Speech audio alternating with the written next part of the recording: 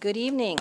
I am calling to order the March 17th, 2026 Fountain City Council meeting.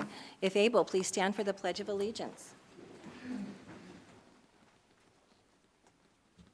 Sean, you want to lead it tonight? Pledge allegiance. To the flag of the United States of America and to the republic for which it stands, one nation, under God, indivisible, with liberty and justice for all. Thank you. Madam Clerk, roll call. Mayor Thompson, Here. Mayor Pro Tem Estes, Here. Councilmember Veerhoff, Here. Councilmember Geek, Here. Councilmember Rick, Here. Councilmember Ruffinock, Here. Councilmember Herzberg is joining us virtually. Can you hear us, Ms. Herzberg? Yes, I can. I have 7 members present. Great, thank you very much. That takes us on to item 4, public to be heard. Citizens may address the council on items that are not on the agenda. Council may not be able to provide an immediate answer, but will direct staff to follow up. Out of respect for the council and others in attendance, please limit your comments to 5 minutes or less. Madam Clerk, I have no cards. Neither do I. Thank you very much, Kate. That takes us on to item 5.1, presentations. We have a proclamation declaring that henceforth, March 25th, as National Cerebral Palsy Awareness Day. And I do have a proclamation I would like to read into the record here. Proclamation. A proclamation declaring that henceforth, March 25th, as National Cerebral Palsy Awareness Day. Whereas cerebral palsy is the most common motor disability in childhood, affecting movement, muscle tone, and posture due to early brain injury or abnormal development. And whereas approximately 1 in 345 children in the United States is diagnosed with cerebral palsy, impacting individuals of all backgrounds. And whereas individuals with cerebral palsy may face challenges related to mobility, communication, and daily activities, yet lead meaningful and productive lives within our community. And whereas advances in medical care, therapy, assistive technology, and inclusive practices have improved quality of life and opportunities for independence. And whereas March 25th is recognized nationally as National Cerebral Palsy Awareness Day and is symbolized by the color green to promote awareness, advocacy, and support. And whereas the City of Fountain is committed to fostering accessibility, inclusion, and equal opportunity for all residents. Now therefore, be it resolved that the City Council of the City of Fountain, Colorado hereby proclaims henceforth March 25th as National Cerebral Palsy Awareness Day in the City of Fountain, and encourages all residents to recognize the contributions of individuals with cerebral palsy to promote accessibility and inclusion in our community, and to join in raising awareness and support of this day. Done this day, the March 17th, 2026, and I believe most of us wore green today, not for St. Patrick's Day necessarily, but in honor of Cerebral Palsy Day. I wanted to mention Mr. Stanwood. Thank you for bringing this to our attention so we could recognize this day. It looks like Mr. Stanwood was not able to make it tonight, and so we do have a proclamation for you in a green folder in honor of Cerebral Palsy Day. Have it signed for you, and a city coin as a memory of the event today. So since they are not in attendance, Mr. Trainer, may we mail that to them so that they can receive it in their home. Thank you very much.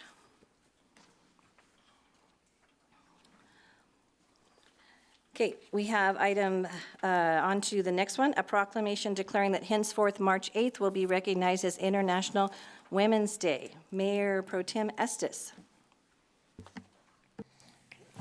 Okay. A proclamation declaring that henceforth March 8th will be recognized as International Women's Day. Whereas International Women's Day, observed annually on March 8th, provides an opportunity to recognize the contributions of women throughout history and in communities around the world. And whereas it is fitting to recognize International Women's Day as it falls within Women's History Month, a time dedicated to acknowledging the historical and ongoing contributions of women. And whereas women have played vital roles in shaping families, workplaces, public service, education, and civic life in the City of Fountain and across the nation, and whereas throughout the history of the City of Fountain, women have contributed to the community's growth and resilience through leadership, service, entrepreneurship, education, and volunteerism, and whereas recognizing these contributions encourages respect, appreciation, and awareness of a diverse experiences and achievement of women past and present. Now for the City Council of the City of Fountain, Colorado, that March 8th, 2026 is recognized as International Women's Day in the City of Fountain, and residents are encouraged to recognize and appreciate the many contributions that women have made to our community, state, and nation. Thank you very much. Okay. And with the agenda, the next item on it was the Fort Carson transit brief, and that has been postponed to another meeting, so we'll not be doing that tonight. Item 5.2, Board, Commission, and Committee appointments. There are none tonight. Item 6, correspondence, comments, and ex officio reports. Mr. Trainer. Thank you, Madam Mayor. I don't have anything to report. Whoa. Well, I try to report things every week to the council. I usually don't wait for a know. council meeting. I know, huh? All right, you didn't have 2 weeks to build it up. You only had a week. Okay. Down the rest of the table, courts? Thank you, Madam Mayor. The courts have nothing to report. Okay, thank you. Madam Mayor, Engineering, Public Works has nothing to report. Okay, anybody else down there? Good evening, Mayor and Council. Just one quick thing. This Friday at 8 a.m. to 11 a.m., we're going to be doing the Badges and Bagels event right across the street here. Come talk with your officers, and I'll be there myself and answer any questions that the citizens might have, but it should be a pretty good time. That's all I have. Thank you. Sounds fun. Thank you. We haven't done one of those in a while, so, yep. We're renaming them, huh? Bagels and Badges, not coffee with a cup. All right, new name. Very good. All right, anybody in the back row? I need you to be on mic or nobody online can hear you.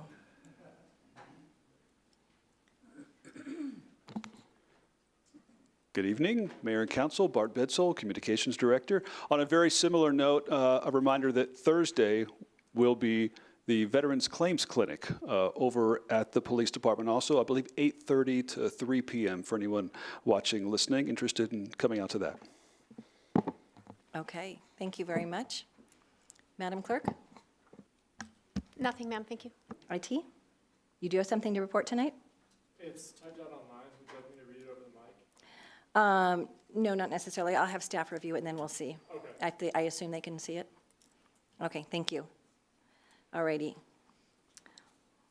Because the policy is under public to be heard, it's only for citizens that are in the room. Understood. And then, but we do take comments online under a business item. Yes, ma'am. Thank you. Okay, thank you. All righty, anybody up here? Mr.? Nope. Okay, go ahead. I'd just like to thank Carl Spengler and Todd Evans for their support in working with the the Safeway parking lot. We got a little bit of good news.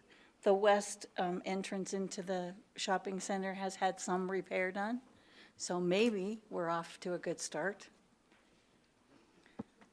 I remember one day I drove up there and there was these people there and they had this huge truck and they were filling a pothole and I was so excited.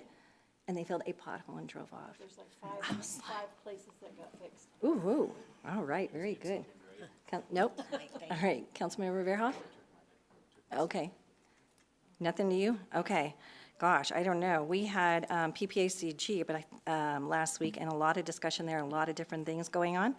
And so there's a lot going on in the county and expect to see a lot of projects coming up. So, and as always, our legislature is very busy, and we had taken a position in opposition to House Bill 26-1001. Is that it, Scott?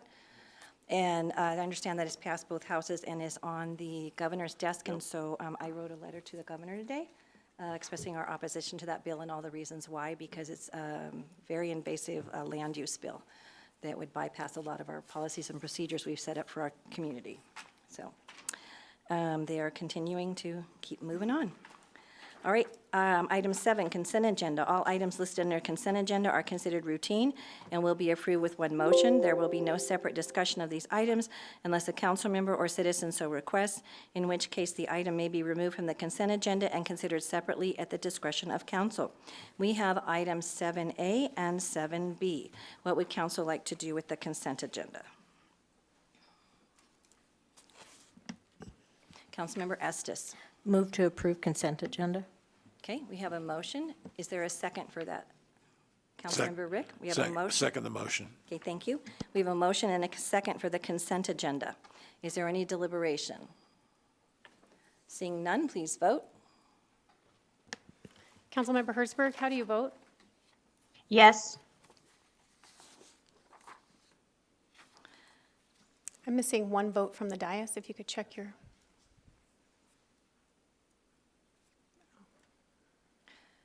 Okay, Madam Clerk, go ahead and close the dais. So, oh, you did, go ahead and vote? I have. Okay, thank you. I have 6 yes, 1 no. Councilmember Veerhoff voting no. Okay, thank you very much. Item 8A, old business. Second reading of ordinance 1820, an ordinance adopting the 2025 Colorado Wildfire Resiliency Code by reference and the Wildfire Resiliency State Code map attached hereto as Exhibit A. Is there any changes from the previous reading? Good evening, Madam Mayor and Council. No significant changes. One note that I would make is that there was a bill introduced yesterday, House Bill 261334. This was introduced in an effort to delay or extend the time period by which local jurisdictions have to adopt by 1 year. It was introduced yesterday, and so I don't know what the odds of it making through committee and through both houses by April 1st of this year. So our recommendation would stand that we still move forward with adoption of the WRC as we discussed last week. And you said House Bill 261234? 1334. Oh, I thought that was too good to be true to be that easy. Okay, 1334. Okay, Mr. Trainer, since there's a bill pending that could potentially affect this, would you suggest that we postpone this or go ahead with this vote? If the fire department is prepared to adopt it, then I would say go ahead and adopt it, move forward. Okay. What'll happen, one of the challenges with the WRC are a lot of the tools that communities, including ours, need to help make those decisions, particularly the mapping tools, weren't really ready in a timely manner. In fact, I think they were just made available within the last couple of weeks, so. So that's been a challenge, but we've worked around it. I'd say if the FD's comfortable moving forward, then my suggestion would be to move forward. Okay, thank you, appreciate that. Okay, all righty, is there any questions from council? Oh, let me move my button, hang on a second. Okay, there we go. Councilmember Verhoff. Yes, Madam Mayor, thank you. I just more or less wanted to disclose, I am a member of the Rocky Mountain Insurance Association, and they did push this into law in 2023. I did not join until late 2025. So this, and I did talk to the city attorney, and he did not say this would be a conflict of interest. So I just more or less wanted to disclose that.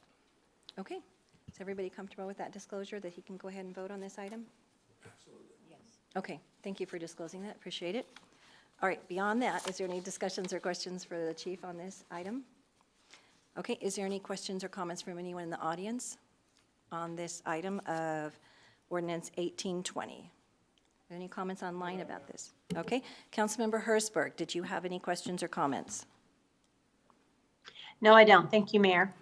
Okay, thank you very much. What would council like to do with this then? Councilmember Verhoff?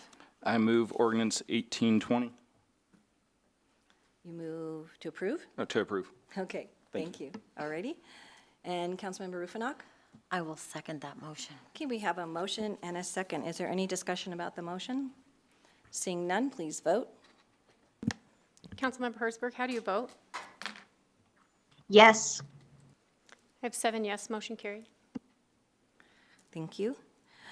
Item 9, new business. 9A, consideration of items removed from the consent agenda. There were none. Item 9B, Resolution 26-017, a resolution approving and adopting a fee schedule for costs incurred in the administration and process of license fees, service charges, applications, permits, vehicle inspection fees, and other fees, and charging and authorizing the waiver or reduction of certain fees or charges. So, this is a lot of information, and the proposed fee schedule is broken down into different exhibits, and they are exhibits A through at least M. So what I would like to do to handle this, I believe, is the easiest way, rather than try to deal with everything at once, I think it would be easier if we dealt with each exhibit. We're not going to make a motion on each exhibit, but we can say whether we're comfortable with that one and we want further discussion on it. If we come to a couple that we want further discussion on, we'll set those aside, but let's see how many of them we can get through fairly easily tonight. Does that make sense? All right. So the first one that we're going to deal with is Exhibit A, Municipal Court Department Fees. On Exhibit A, there are, is this available for the screen? No. Okay, on Exhibit A, there are no changes to the municipal court department fees. Is everybody comfortable with that one?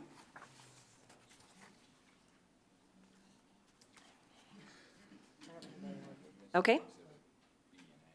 Well, you need to look a little bit deeper. That's just the summary you're looking at. Go a couple more pages in. Okay, that's okay. Alrighty. Exhibit A, so everybody's good with Exhibit A. Woo-hoo, one down. All right. Okay, Exhibit B, which is cemetery fees. There are no suggested changes to the cemetery fees this year. Councilmember Rick. Yes, Madam Mayor, I apologize. If we're going to go through this exhibit by exhibit, and the public can't see the exhibits, what I would ask the clerk or one of the staff to do is read the substantive changes to the Yeah, we exhibit. would- Yeah, we're going to do something different when we get to the ones that are really red So, lined. Yes. thank yeah, you. I want to make sure Yes. that the public understands and has an opportunity to comment. Right, and if there's a way we can pull it up at all, Scott, when we get to the ones that have a lot of changes, or we may just, Can we postpone? hang on. Yeah. Thank you. Okay. All righty. Exhibit B on the cemetery fees, there are no changes. Is everybody comfortable with moving? Your mic is still on. Did you have something to say? I was just going to say, to Councilmember Rick's point, I think that it would be, that I think the public should get a look at these Well, major fees changes. So there, she just sent it to him, and they're going to try to figure out if they can get it on before we get to ones that have any changes. But we don't need to postpone the entire resolution. We can get through some of these that don't have any changes. We can get through those pretty quickly while they work on getting that up to the screen. All right. So, are we okay with that? Okay. All right, back to Exhibit B, cemetery fees. There are no changes to cemetery fees. And everybody comfortable moving forward with that one for next year? Okay. All right, keep going. Rick Gordon, do you have kind of, so you can kind of show him what we're looking for in the packet when he's going through the shared drive?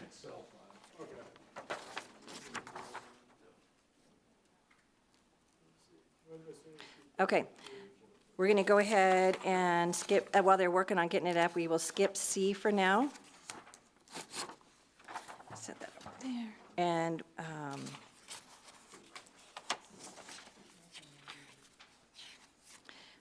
we're going to take a 5-minute recess. Yeah, we're going to take a 5-minute recess, Madam Clerk. Okay. All right, 5-minute recess, everybody, and then they will get them a chance to get that to where we want it to be. Thank you.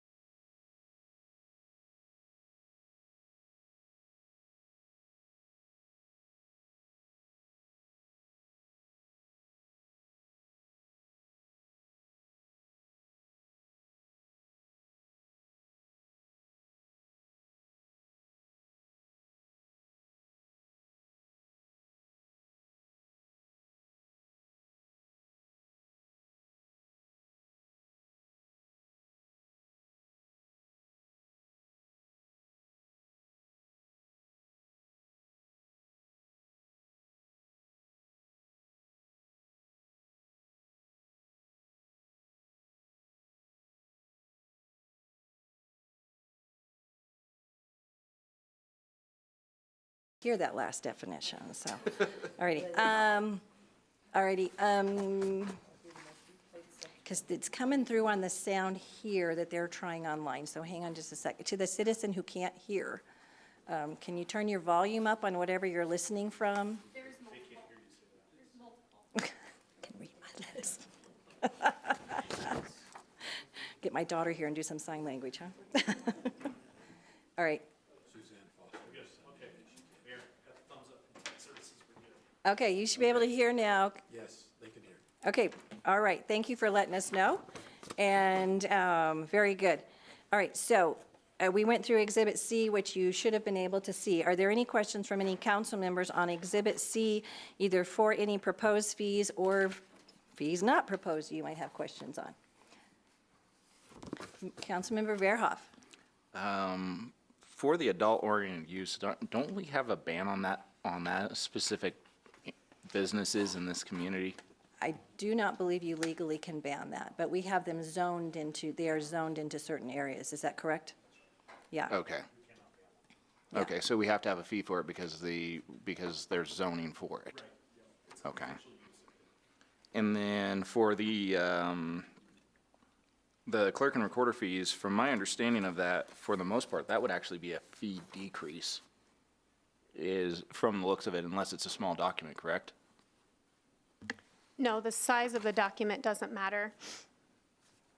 But was it's per charging page. per page, though. It was charging per page, and the county has changed that from per page to per document. Okay. So it's $43 per submittal, no matter the size. Yeah, I mean, if your document's over 5 pages, though, I mean, it's actually a decrease. So that's actually kind of Well, a cool it might, thing. it might if that was the case, but for one that was like a single page, we're now being charged $43. Okay. So the fee that's being reflected on the fee schedule is the fee that we're being charged and outgoing also. Okay. Thank you. Thank you. Okay. Any other questions? All right, are there any questions from anyone in the audience? No, Madam Mayor. Okay. A lot of this is really just covering the cost of doing business. Is there any questions from anyone online regarding Exhibit C?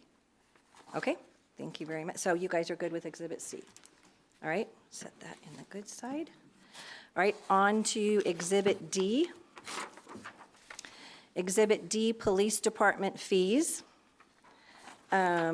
There are no changes. Is that correct, Chief? Correct, Madam Mayor. Okay, there are no changes to Exhibit D for the Police Department. Is everybody good with that? Any questions or comments from anybody in the room or online? Okay. All right, on to Exhibit E, permit for excavation or construction in city public right-of-ways. Hang on just a second. Okay, Exhibit E. On the first page of Exhibit E, there are no proposed changes. On the second page, I'm sorry, Exhibit E, that's it. Okay. Exhibit E, there are no changes. Everybody good with that one? Okay. Okay, Exhibit F, fire department fees. You guys lived up to your color red, didn't you? Yes? All righty. Okay. Would you prefer to go through these fees and changes? Yes, ma'am, I'd be happy to. Okay, great. Primarily, the changes that you see there at the top obviously have to do with our ambulance EMS service transport fees. An increase for our BLS and ALS of $500 from $15,000 to $2,000, ALS 2, $2,000 to $3,000. And those are just to bring us primarily more in line with the services in the region of what the increase in these transport charges have taken place. The critical care treatment that we're proposing is an entirely new fee that would give us the capabilities to, in very rare and certain circumstances where we have to take a transport out of the UC Health standalone ER up on the Mesa. Every once in a while, we are called to transport a critical care, what's deemed or classified as a critical care patient out of there, and it takes a critical care paramedic, which is a higher level of training for our paramedics. We only have a few of those on the department. If that critical care paramedic happened to be on duty that day, we received the call for service for a critical care transport, we would be able to accept that transport, and this would give us a mechanism by which to charge an appropriate rate for that service. So it would be very rarely used, but it would give us that mechanism.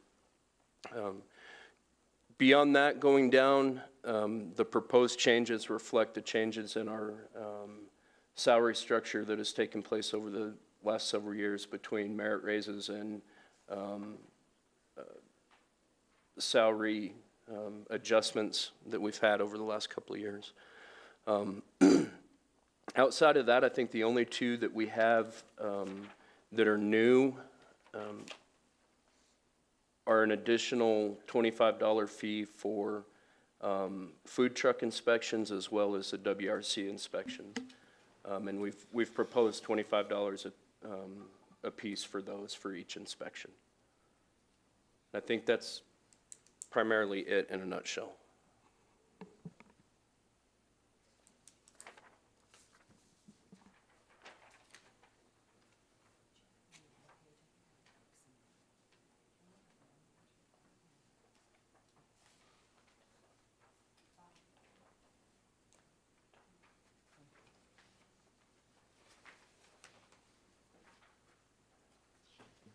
Okay. Oh, I have a question, but Councilmember Rick, go ahead. So my question is, food truck inspection. So for $25, because if they have, the law changed, and so they can get a permit from anywhere in the state that should be good, but we make sure they have the fire inspection. Is that correct, as a health department? So they need to make sure they have that. And so that is just for your time to inspect that food truck? And Yes, make ma'am. sure that they have the fans and the grease is being, whatever. Yes, ma'am, and the other reason, yes, for our time, the other reason we wanted to put that in there was to make sure that we had a mechanism to be able to recoup some of our time for food trucks coming from essentially other jurisdictions. Fire Marshal Kresmian, who's here with me this evening, he's one of the few inspectors in this region that is certified and qualified to do that inspection. And so we're a little worried about the number of food truck inspections that we may see over the next year, but until we really get into it and start doing it, we're not exactly sure how many there will be. There are some changes going on at the state level requiring these inspections, so. Wayne, anything else? you But would once add to that? they got the inspection for the fire from us, it would be good anywhere in the state for however long it's issued for, right? Yes, ma'am. So anytime that they have an inspection from one of the state certified inspectors, they would be good anywhere throughout the state, with the exception of Denver. Somehow they are exempt.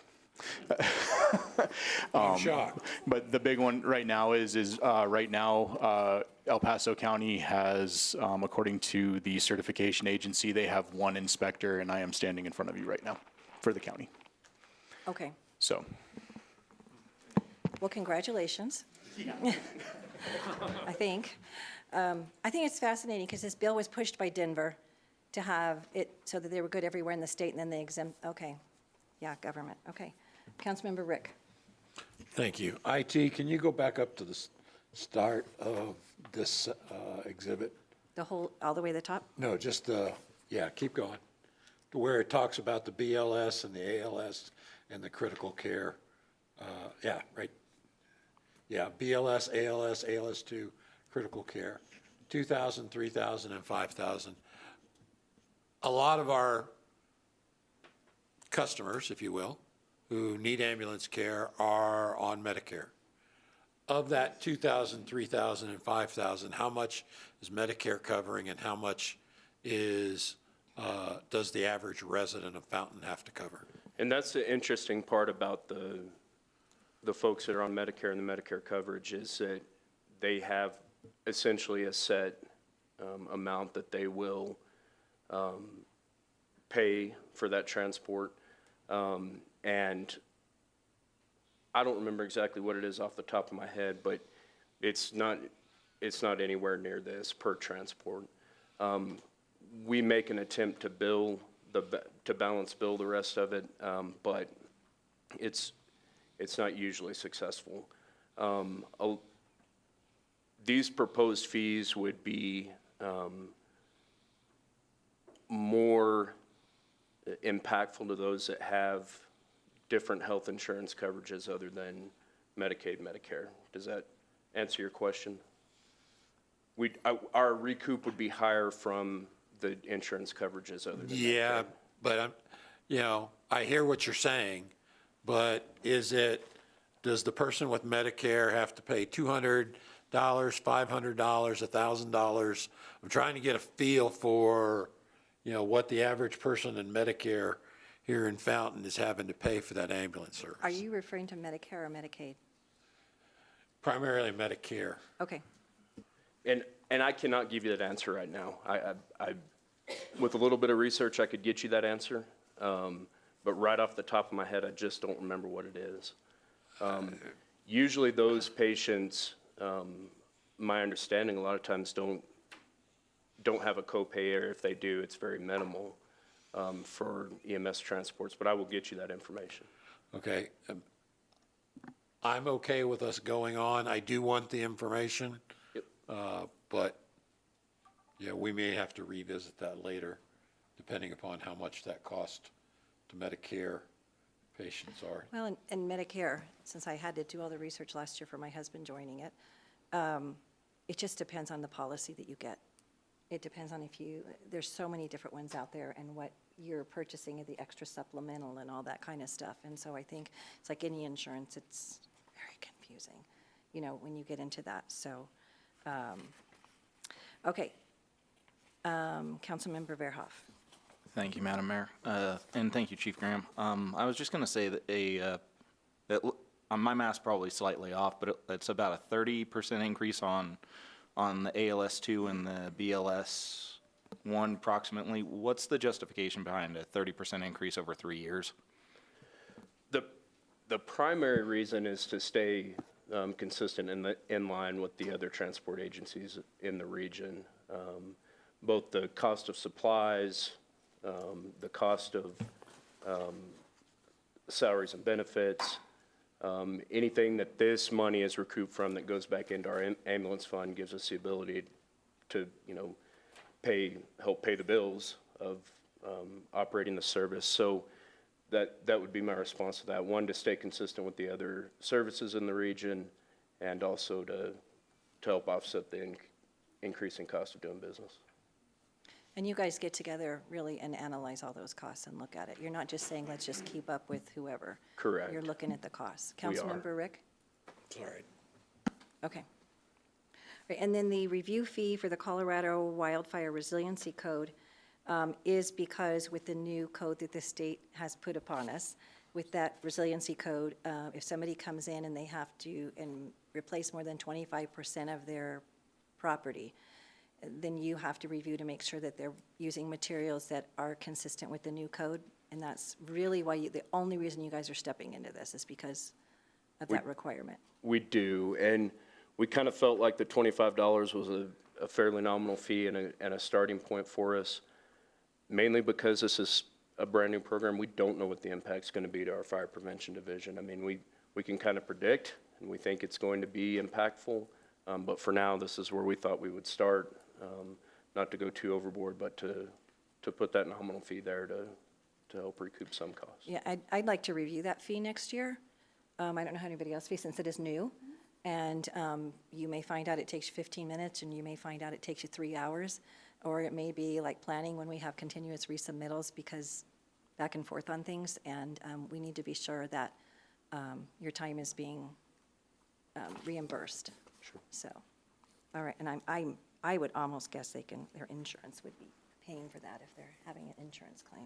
So who knows, but we will see. All right, so we have suggested fees, and that $5,000 one. I mean, it's a paramedic that's trained, but there's extra equipment there people are going to be using when they're using that service. So there's going to be a lot of costs that go with that. So There's infusion pumps and different equipment that's involved. And medications they might have been given at the ER that that require continuous monitoring and IVs and that kind of stuff. And I think the Can real you tell I've been advantage. in the ambulance world a little bit?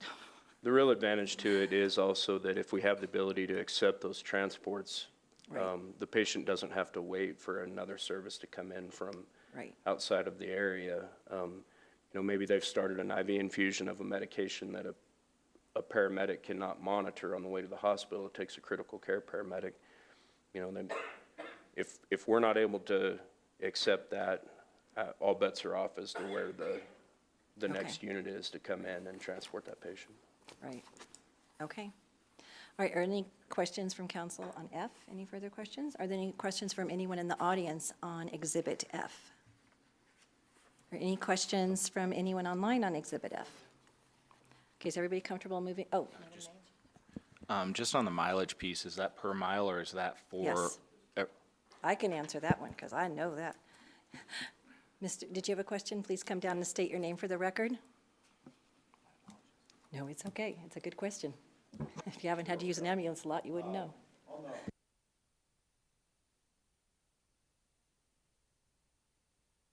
Through regional, and if it is this a redundant inspection?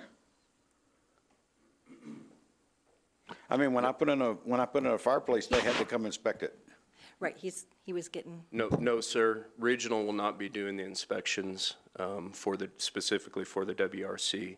We anticipate that we, during the inspection processes, especially take, for example, a new build or even a remodel for that matter, we feel like we're hopeful that we'll get the program in place to where we would go out with RBD when they're doing their inspections and try to tandem with them during the inspections, but him and his division are looking for completely separate things. RBD has no statutory requirement to adopt the WRC. It's only the local jurisdictions that do, thus putting the enforcement piece on the local jurisdictions. And so the RBD would not be charging for a WRC inspection. Well, if they're having to do replacement, they're gonna have a permit fee, and I'm asking because things like even a fireplace, when I put in a fireplace back when I built the house, required an inspection by regional, not by the fire department. right, And so I'm if they trying got to understand, if they got a roof permit, the roof permit to replace the roof would come from regional building. that's correct. Where we would get involved in, if they live in the WUI,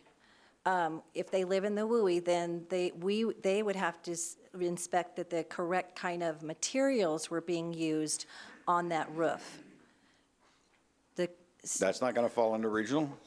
regional just, no, It's the city fire marshal. Yeah. Thank you. Regional buildings, just making sure the material's being put on correctly, not too many layers, that kind of stuff. It's the way the state wrote the law. Thank you. But I know it's very confusing. Welcome, welcome. All righty. Thank you for your question. Are there any questions online about Exhibit F, the fire department fees? We do have one question online. Okay, if you could state your name for the record, please, and ask your question.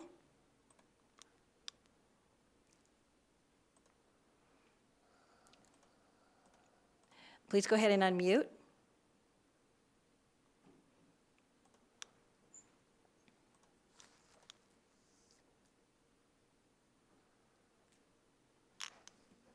Okay, if you're having trouble unmuting, if you could just type your question into the chat feature and we will have it read.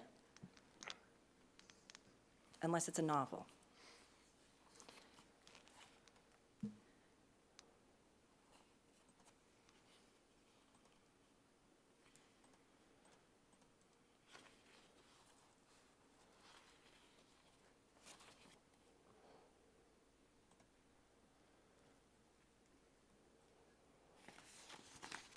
She's typing currently.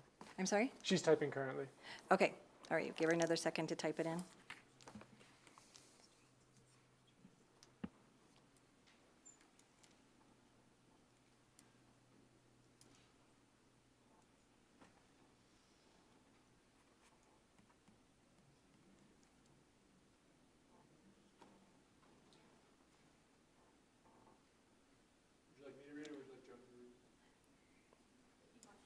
Please state their name. We have Lisa Pedraza here. She would like to know if residents will be forced to comply with updates if their neighbors have to make changes to their fences to be in compliance. That would not be under the fire code, is that correct? That would be something through regional building for a fence? I'm sorry, can you read that again? Yes. Lisa Pedraza would like to know, will residents be forced to comply with updates if their neighbors have to make changes to their fences to be in compliance? Oh, okay. No, not specifically. If their neighbors are the ones having to pull the permit, having to do the work, the remodel or renovation, whatever it is, that doesn't affect the neighbors. Is that correct? But, Okay. Joan, Christie or Scott, does a fence 6 feet or less in height require a permit? No, it does not. Okay. I knew the answer to that, but I let her answer it. All right, is that her only question? She's still typing. Okay. All right. I mean, I'm assuming your fence is on the correct property line, so that would be a whole different story if you were correcting your property line.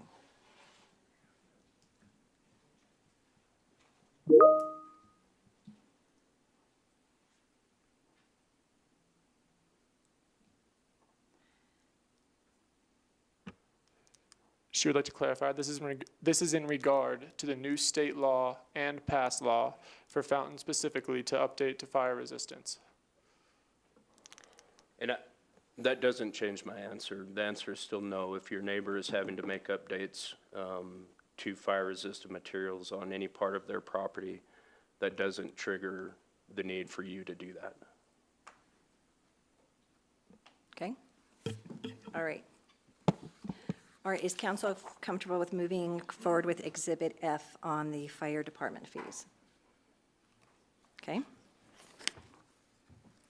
All right. Exhibit G, GIS fees.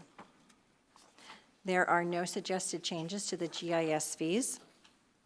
Is council comfortable with moving forward with that? Okay. Exhibit H, park fees. Who is here for park? Anybody here from parks, park fees? Yeah, I am. I'll be Okay. handling parks fees. And really what they did with the parks fees is they took a look at the amount of time that they're spending when they're preparing for someone to come use the pavilion that they've reserved, and also typically cleaning it up afterwards. And so they put in there, you can see they've gone from a $40 rate, which is a 2-hour time block with 1 block minimum. They've changed that, this is the standard, but they've made a similar change to the nonprofit and military organizations, going to $30 per hour with the 4-hour minimum. You see that, you can see that that's basically half that for the nonprofit and military organizations. And if you go down and look at the gazebo, it's a very similar concept. They're going from $50 per 2-hour block, so $25 an hour, to a $35 per hour with 4-hour minimum. They're spending a lot of time getting those ready, because they put notifications on them, cleaning them up afterwards, and so forth. They also have, the way the the way the scheduling works with those parks being reserved for an hour, you might have someone who's got a block reserved and their time is lagging over into someone else's time, and so they have to have staff out there to let them know, hey, we have another group that's got this reserved. So they're spending quite a bit of staff time out there. And so that's what their fees reflect, just their actual staff time. You can see the last time they were updated was in 2018. Okay, so just those fees for the gazebo changes. Any questions from council? Questions from anyone in the audience? Any questions from anyone online? We still have one. Let me see if I can get our mic pulled up.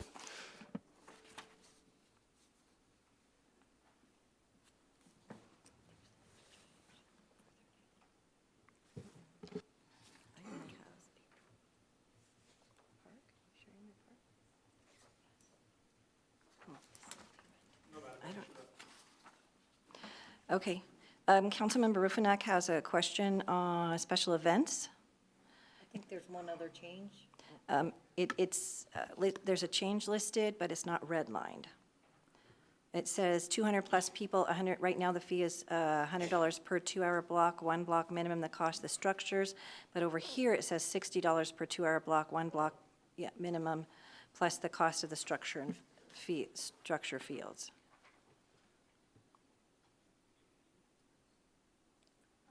Is that are they switched perhaps?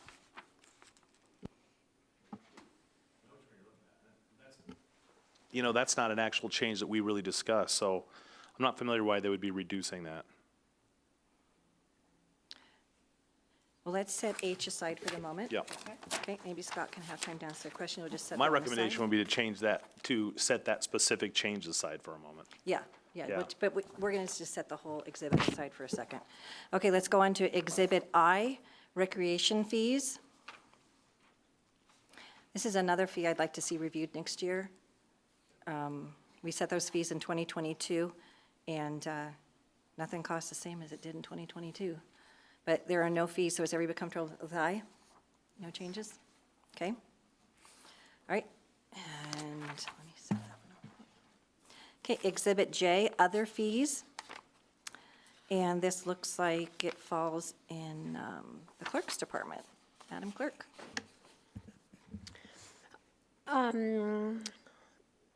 The research of documents, that is for the core request, and that new fee became effective in July of 2024. So we're just updating that to match the state statute. And following down under mobile food establishment permit, previously this was a mobile food vendor permit that we required as an addition to our business license. With the new state changes, the new state statute is referring to them as a mobile food establishment. And there will be a change in an ordinance coming forward, updating that in the next, in April. So we are going to be including they'll be running as a concurrent license, the business license and the mobile food establishment permit at $100 versus $75, and the business license was $65. So the cost of that has decreased as they become one permit, not two. Okay, so previously it was $75 plus $65. Correct. And It was now- two applications for Right. the same one Right, application and that now we we're would be accepting doing now. $100. Correct. Okay, so they're saving. Annually. Annually, right, and they're saving. Mm-hmm. And the inspection with the fire department, is that annually? Yes. Okay. Alrighty. Any other questions from anybody on this? Okay, any questions from anyone in the audience? Any questions from anyone online? No, Madam Mayor. Okay, so is everybody comfortable with moving forward with Exhibit J? Okay. Alrighty. Exhibit K, Utility Department Fee Schedule. Good Mr. evening, Mayor and Blankenship. Council. If I may very succinctly explain why it appears that I cut my finger while I was preparing this document. The city's water and electric utilities are enterprises, and as enterprises, we are obligated to recover all of our costs. And ideally, we would recover the cost of providing a service from the customer group that we provide that service to. As you heard when we talked about the water connection fees, if we don't recover that cost of service from the customer groups that we're providing that service to, then we have to then cover that cost in other places. And in the utilities, the primary source of revenue is rates. So that's what ends up picking up any under recovery of costs. And so that is the lens that we are looking through when we prepare prepare our fee schedules. As far as and I'll just kind of step through each of the areas. The customer requested, we've actually eliminated some fees there because they're covered in other areas because of the way that we have changed how we do business over the 8-year period that has elapsed since the majority of these fees were previously adopted. Deposits, the residential deposits, we have adjusted those based on the CPI. There was from September of 2018 to September of 2025, there was a little over 24% increase in the CPI for this area. And so those adjustments you see are based on the CPI, except for the wastewater, which is set by Fountain Sanitation District. The supplemental deposit, that's based on our actual use and actual experience, and that to increase that from 350 to 500 is approximately what an average residential 3-month utility bill is. Once again, for deposits, these are for individuals that don't qualify because of either they don't have a utility payment history or they have a poor utility payment history. Non-residential deposits, we've adjusted that per the CPI. Unauthorized use, this is only effective when the water scarcity response plan is activated. The council passed the water scarcity response plan back, I think, in 2022. And there's certain tiers, and that's activated when we have a water scarcity event. And so at this point in time, we have no teeth in that to enforce that plan. And so what we're proposing is that on the first offense, we would just go out and visit with the individual, educate them, but then if they continue to violate the provisions of that scarcity plan, then we would have a means for enforcing that. Under the miscellaneous fees, the biggest change that has occurred business-wise is we've moved away from manual read meters to AMI, automated meter infrastructure, and that's changed how we do business. So we are actually now doing a virtual reconnection. That means that we have someone who can do that remotely. And then on the physical reconnections, there's a variety of scenarios that may occur. It may occur during regular hours. If it doesn't occur during regular hours, it's possible that if it's after hours, then it's a different individual that responds. During regular hours, we have a meter technician that can respond. During after hours, it's an electric lineman. And depending on the situation, if it's on a pole or in a transformer, then we have to have 2 linemen there. So that the fees that are shown there are reflective upon our actual costs of providing that service. The change in the non-payment fees, we're proposing to change that from a $10 flat fee to a 6% of the bill. On average, for our average customer, the 6% will be very close to $10. But what we've experienced is that heavy users are taking advantage of the system because they can wait to pay their bill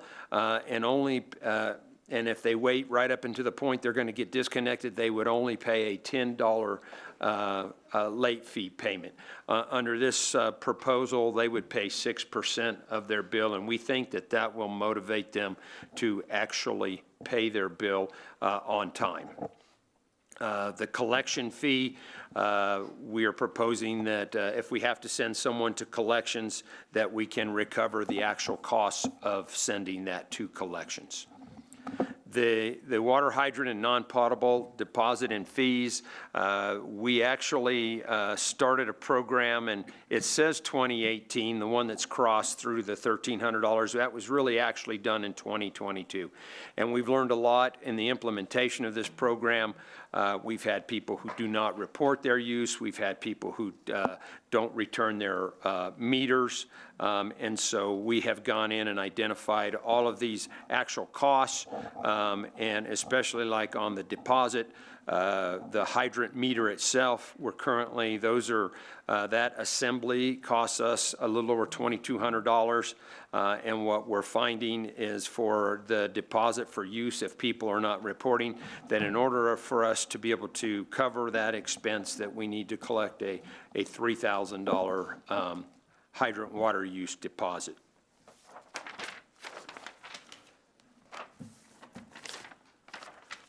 On to the electric department labor, what we're proposing is to use our actual full burden costs as opposed to setting a rate that we have to try and change every year. The same thing under the labor on the water department. The equipment charges, we have escalated those by the CPI that I mentioned earlier, slightly over 24%. The line extension fee, this is the cost to run a residential service line from the transformer to the meter. And so those costs, those are our actual costs based on today's numbers, equipment, labor, and materials. And then the system development fee, this is a fee that's paid at the plat per residential lot based on a 200 amp service. In 2023, we had a rate review by our rate consultant, and the proposed fee that you see there is to offset the costs associated with capacity enhancements, primarily interconnection and substation costs that we incur that are necessary to serve the new customers. And then on an electric service modification, we used to have a variety of different types of modifications that we bill for, and we're proposing to lump that into one category that you just pay the actual cost. What we do is we go in and we figure out what it takes to do the job. We give the customer a letter that says this is how much it will cost you, and when you pay that, we will come and do this work. Typically, this is what we see in this category is someone who wants to upgrade their service from a 100 amp to a 200 amp. And that is Exhibit K. Councilmember Rick? Can you go back up to the start of the exhibit, please? Have a question about the fee supplemental deposit. Yes, sir. Okay. You'll please correct me if I'm wrong, but it was my understanding that if a customer hadn't paid their bill at 30 days, that we would turn off their electricity, turn off their utilities. So why, if we're turning them off at 30 days, why are we asking for 90-day billing? 90 days of bills, because it seems like even if we gave them some grace and said 45 days, still, I don't understand where the 90-day came from. That's a good question that I cannot answer off the top of my head. I'd have to visit with Brett and get back to you. So I guess I would, at this point in time, request that because right now the current fee is a greater of the actual estimated bills in a preceding quarter or $350. And we were just proposing to raise that from $350 to $500. In reality, because it's the way the fee is set up right now, it's the greater of those two. I don't know that it will make a significant difference if we don't modify that, but I will get you an answer on that. Yeah, because for me, 90-day bill is $800 to $900. So I don't know of a whole lot of people, especially if they're not paying their bills on time, if they're going to have that kind of money. So I just question that. And then the reconnection fee, if you can scroll down to where we had the reconnection. Yeah, the physical this one here. I thought we had smart meters where we didn't do physical reconnection. We could just turn off the meter from the operations center. I think that the 90-some% of the reconnections, that is the case, but there evidently is times that requires a physical reconnection for maybe a variety of different reasons. But the vast majority of that would be done virtually. Okay, so I assume you know where I live. Yes. If a car was to come through my back fence and take out my electric meter, and that would obviously require physical reconnection. I'm gonna have to pay, $416 to have it reconnected because somebody drove through my fence and tore it out? May I answer part of that, please? Yes.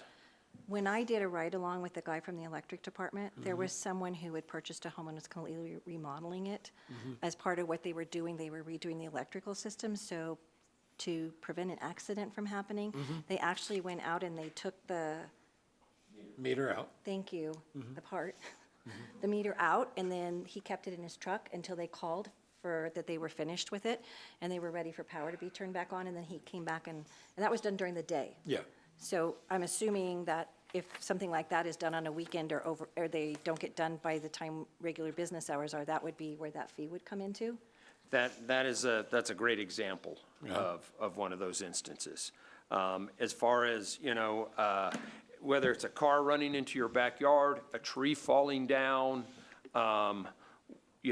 any type of damage that occurs for whatever reason, typically, we would expect that the homeowner there would be some sort of either if it's another individual that's caused the damage, you'd be pursuing restitution for your costs from that individual, or if it were the wind, that you would be filing an insurance claim on that. But any damage, as the customer, that is the only individual that we have a formal or legal relationship with.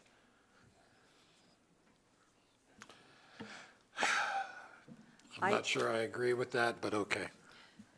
I would like to set K aside and revisit it maybe a little while later when we've had a little bit of time more to research this. Scott, we can do that, right? Excuse me, let me turn that on. What did you need researched? I just, we have done, we just did the tap fees, Yeah. and I think we're trying desperately to recover costs in terms of reviewing different things. But this has got a lot of redlining in it, and that's a lot of different things. And since it wasn't available online ahead of time, I would like to set this one aside and give the community a little bit more time to just look at K and ask questions before we bring it back. Okay, just want to make sure you weren't expecting us to research a different no, like number of. my- I got you, my- I got you. Yeah. my research. Dan said he would get back to me on the 90-day thing, so Yes, Yeah. that would be the only research I would ask for. Yeah, but just a little bit more time to look at all of it. So is everybody okay with setting K aside for now? Okay. And then that takes us to Exhibit L, Electric Development Review Fee Schedule. I'm going to ask that and M, I'm going to ask again that potentially we set those and just bring them all back at once. Okay. Is everybody okay with that? Yep. Okay. And then K was no changes, so they actually got rid of it. Okay, the recycle center fee.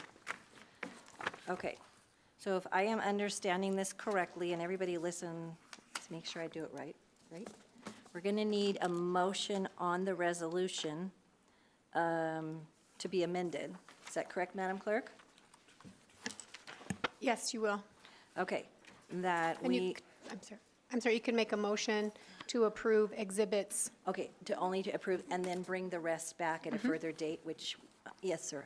Madam Mayor, I wanted to provide an answer on that park fee. Yes. That specifically, that special events fee, that's an error. There shouldn't be any change on that one. I don't know how that got. H, that was the special events going from 100 So per just square down completely, to 60. completely Everything else is, strike off? there shouldn't be any change on that. Okay, no change, okay, just completely strike that off? Yep, I Okay. followed up with. All right, so can everybody comfortable with, I'm totally comfortable with. everybody bring an I back then? Okay. Okay, let's see if I can get this right. These are the ones that everybody felt comfortable moving forward with, and so everybody make a list for who's going to make the motion. A, B, C, D,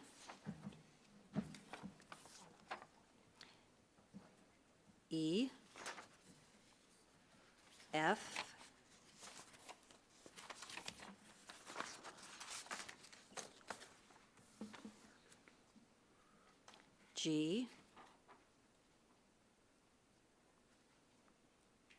H, I,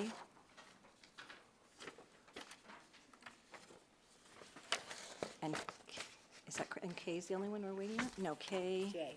We're good on J. We're good on J? Okay, thank you. And everything else we'd like to set aside, K, L, and M. K, L, and M will be set aside. So that would not be included in your motion. Your motion would be only to approve the ones that I just listed. Correct. All right, Marcia's feeling brave enough to take a stab I'll at it? try. Okay. I make a. Oh, I'm sorry, I'm sorry, what? I did have a resident reach out to me, and they said that public comment wasn't working, and I was wondering if it would be okay if I read their comment to the record before we make a motion. Hang on a second, because he's reading it off his phone, so that comment that he reads would not be available to the general public if they were to ask for it. I don't want your phone to get corrid. So just hang on a second. Can they type it into the chat feature? They said they were trying to get on, they weren't able to get on to make the comment. We do have attendees here. The attendee that he's specifically talking about, I have not seen recently. However, I do know attendees are able to join. And the ones that have wanted to comment have been typing. But, so Stephanie, so help me out here, Joni and Stephanie.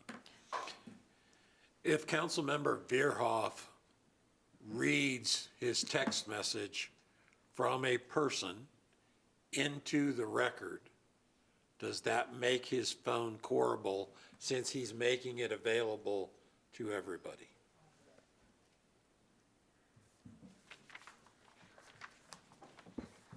I would definitely have to look into that to confirm. I think there's a strong argument that it is not correlable, but I don't want to give a definitive answer right now without looking that up. Okay, can you ask the person to try to get back online again? And, because he's saying he's still adding people into it, so. Okay. The rest of our department has sent test messages through successfully, so we are. Right, I know, sometimes it's on the other person's end, and it, technology is great when it works, right? If I could summarize it, I'll just say that they're just not Hang comfortable on, with- get advice first before you, she's looking it up real quick.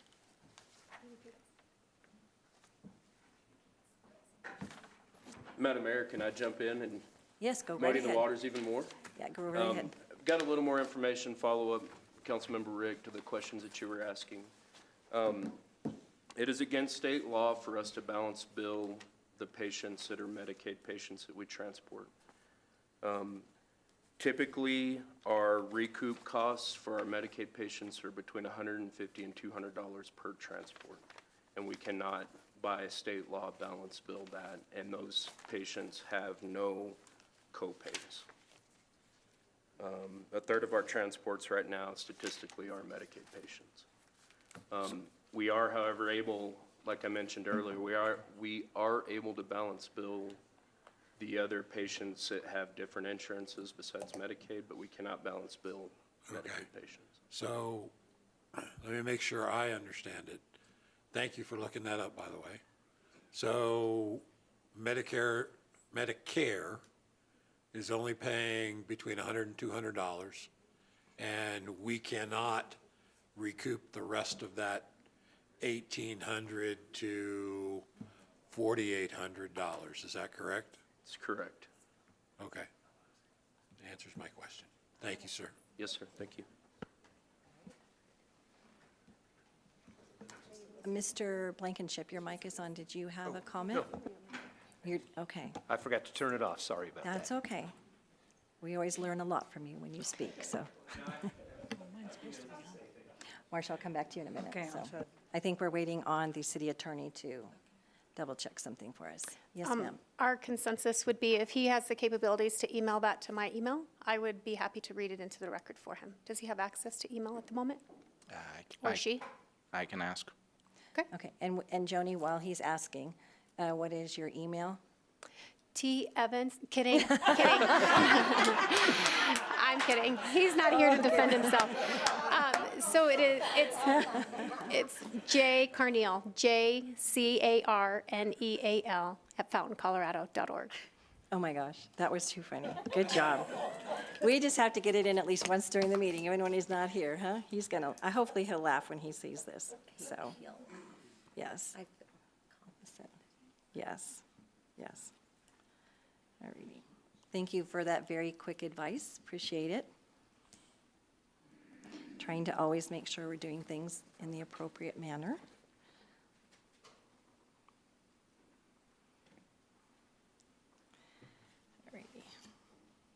Since we're waiting on pins and needles, did anybody want to ask any questions about the two that we set aside, or the three that we set aside? Want to just wait? Okay.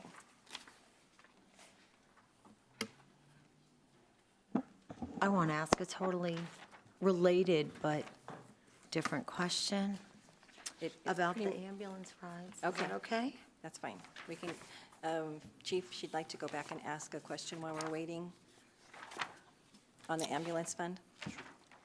Councilmember So- Ruffinock? I am dying to know, but it does not affect my vote, the difference between critical care, emergency transport, and, thank you, advanced life support with Basic critical life- care, Basic life support. basic life support, ALS2, and critical, well, actually, you explained critical care treatment really well, but what's more important than life support? I have been dying to know this Oh, all brother, night. you're dying to know? Pardon the buzz. T. Evans, that's where we send it, by the way, for our stand-up. Sure. Just send it to him. Councilmember Ruffinock, And thank you she for the really question. wants a 2-minute answer, okay? Okay. I'll try to keep it under 2 minutes. Essentially, you can look at it in two different ways. You can look at it in, I'll give you kind of a mixture because it'll make more sense. So there are certain insurance billing criteria that trigger a basic life support call up to ALS. That could be something as simple as a medication administration.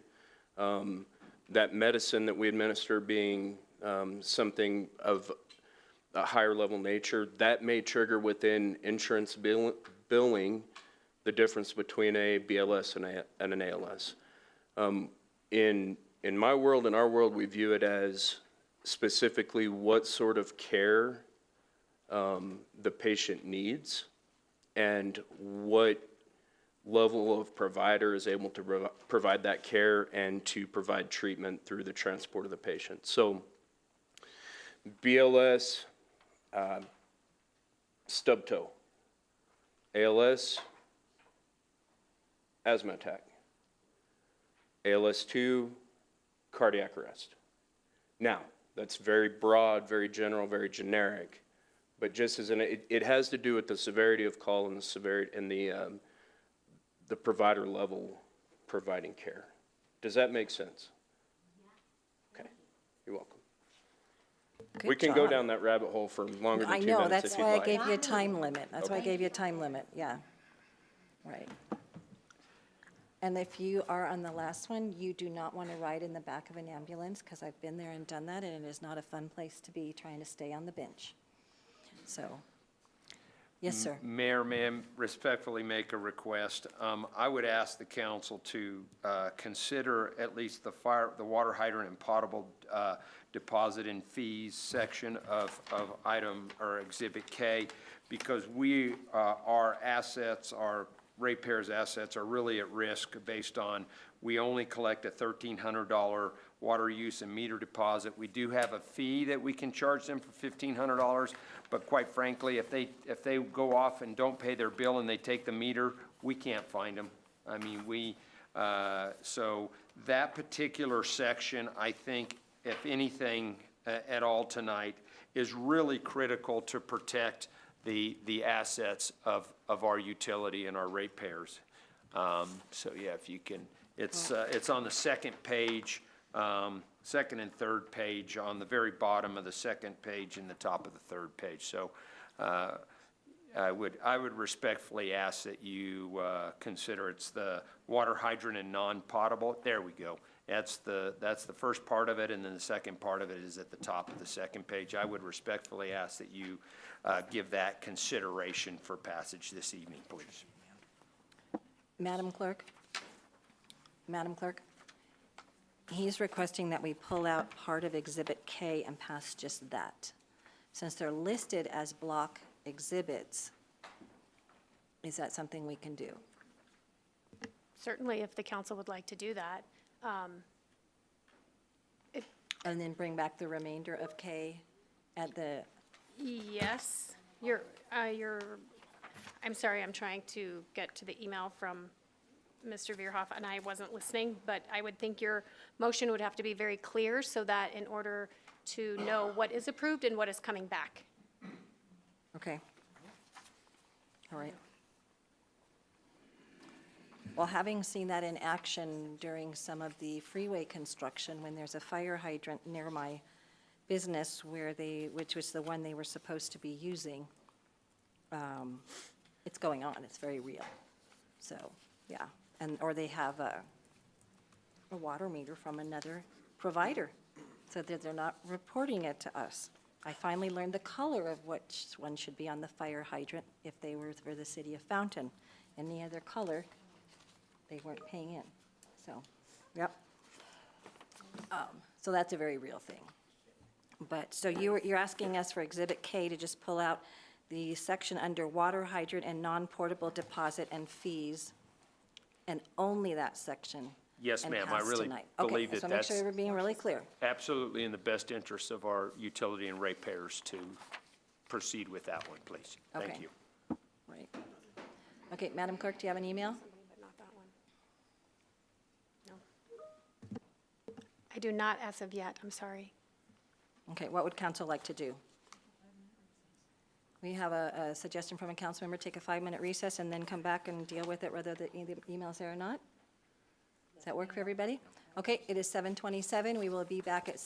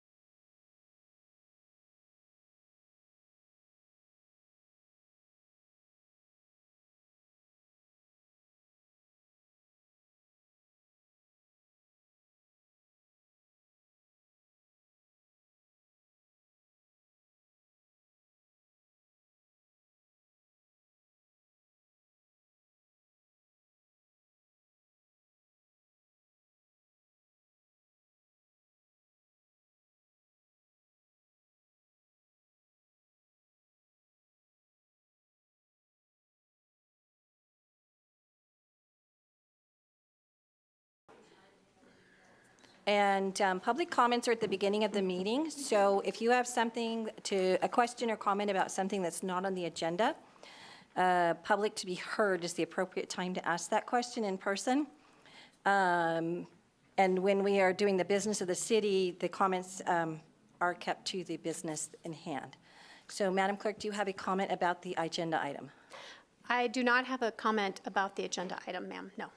Okay, all right. So I have received the email. It's not regarding the item being addressed at this moment. Okay. Or anywhere on the item this evening, on the agenda this evening. So it would have been more of an appropriate comment to come down and speak to at public to be heard? Correct. Okay, all right, with that, what would council like to do? Councilmember Geek, you're willing to give it a shot a second time around? Yeah, I'll give it a shot. Okay. I move to approve Exhibits A through J and the water hydrant non-potable deposit fees of Section K of Resolution 26017. Okay, we have a motion. Madam Clerk, do we need to set aside the others to come back at a later time? I don't think you need to set them date specific. You can choose when to review those and bring those back. Do we need to have that in the motion? No, you do not. Okay, all right, but staff just understands that's the direction that we're going? Correct. Okay, all right, thank you. Thank you. All righty, do we have a second to that motion? Councilmember Estes, may I have my I screen back up second here? that wonderful motion. Okay, we have a motion and a second. Is there any further deliberation from council? Councilmember Geek, your mic is on. Did you have something else to say? No. Okay, please vote. Councilmember Herzberg, how do you vote? Yes. I have 6 yes, 1 no. Councilmember Veerhoff voting no. Motion carried. Thank you. Item 9C, first reading of ordinance 1821, an ordinance amending Title 17 zoning, Section 17.04.030, C.8, municipal code attached hereto as Exhibit A. Ms. Martinez. Good evening, Christy Martinez with the City of Fountain Planning Department. The item being considered tonight is 2 minor amendments to Title 17, which is zoning of the municipal code, which is sort of related to a previous ordinance adopted by City Council in June of 2025, 1812, which addressed accessory dwelling units. Brief history on the statutory compliance. The state legislation adopted House Bill 241152 in 2024, which mandated that all municipalities within the state of Colorado allow accessory dwelling units within zone districts that allow single-family dwellings. The City of Fountain did adopt ordinances to comply with that mandate in June of 2025. As part of that House bill, we also have to submit our amendments, so that ordinance 1812 that changed our codes to allow the accessory dwelling units, in addition to our existing Title 17 to DOLA for a mandated compliance, I guess, verification or check. So we have done that, and DOLA has come back and has identified a conflict between the existing regulations within the code that were not addressed with the accessory dwelling units and the ADU regulations. So those 2 proposed amendments would be to the R1 zone district for their rear yard setback. The current code has a rear yard setback of 20 feet and then a separate rear yard setback of 12 feet for accessory buildings. Under the accessory dwelling unit statutory mandate, any attached ADU would need to comply with the setbacks of any other accessory buildings unless otherwise specified. So within that zone district, if they attached it to the primary house, that house could now be set back 12 feet from the rear property line versus 20 feet. There is also another section of the code, section 170750 Bravo 1, which has a separate setback for accessory structures of 12 feet unless otherwise specified. The R1 zone district was the only zone district that had a separate accessory structure setback for their rear yard. So when DOLA was reviewing our codes, they did identify that conflict between what was passed by City Council for the accessory dwelling units, which stipulated that they would follow all of the setbacks outlined within the zone district, and then what was in that code. Ms. Martinez, you keep using DOLA, would you please? Oh, the Department of Local Affairs, Thank you. apologies. Thank you. Therefore, in order to finalize the city's mandated compliance reporting with the Department of Local Affairs, DOLA, we would make a recommendation of approval of the ordinance tonight. Thank you.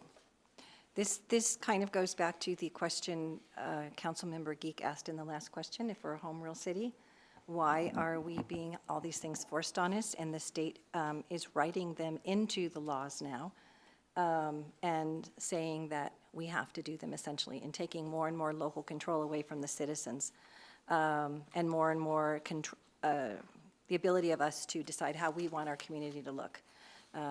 Denver is taking a one-size approach fits all to the state in many, many ways. So, unfortunately, we did the best we could. It was brain damage when we went through it the first time. So this is hopefully just a simple modification of a change being forced upon us once again.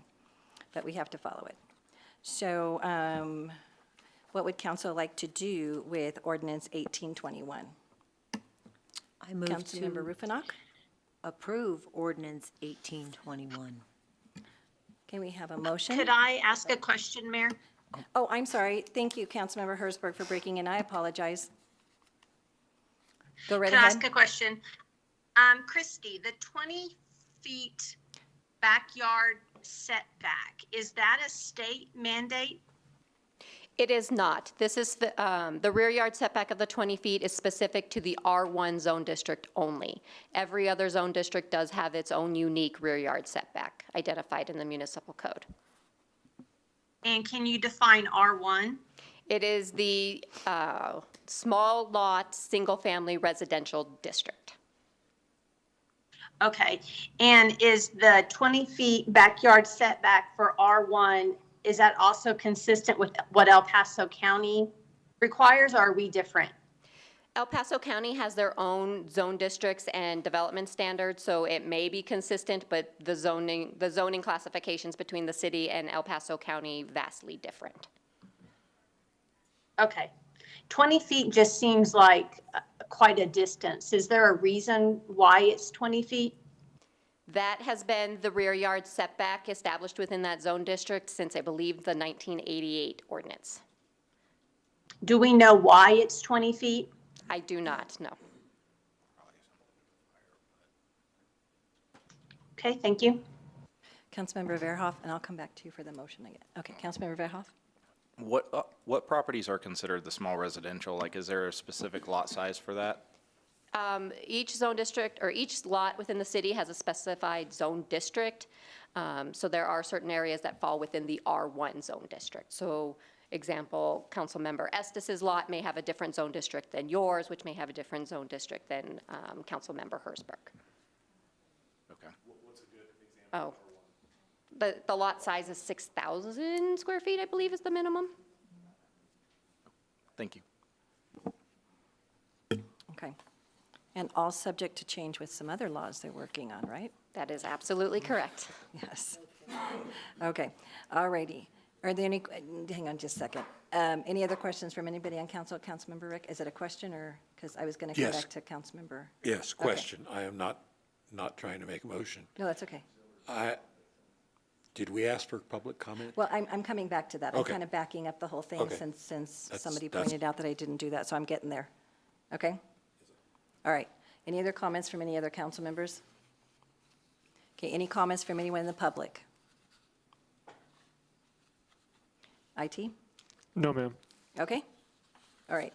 Thank you for everybody's strict keeping. It's been a long evening. We're still going. All righty. What would council like to do? This Councilmember Rufinock. I'd like to make a motion to approve ordinance 1821. Okay, we have a motion. Do we have a second? Councilmember Rick. Second the motion. Okay, we have a motion and a second on ordinance 1821. Is there any further deliberation on the motion?